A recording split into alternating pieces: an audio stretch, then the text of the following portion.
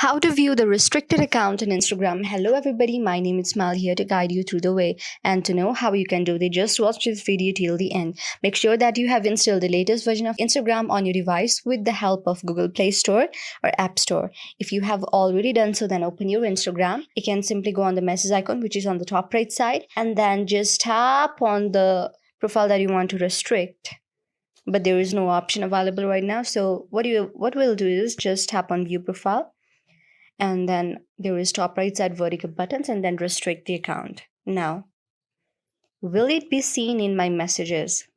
So when I open it, the account is not seen in my messages. Where will I see the restricted account? Because I want to view the messages they send.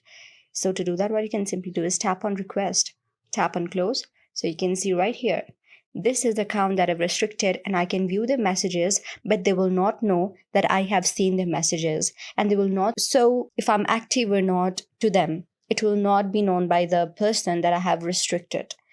And also my feed will also be shown less to that person, but I can view the messages, but they will not know that I view there. So this is how you can see the restricted account of Instagram.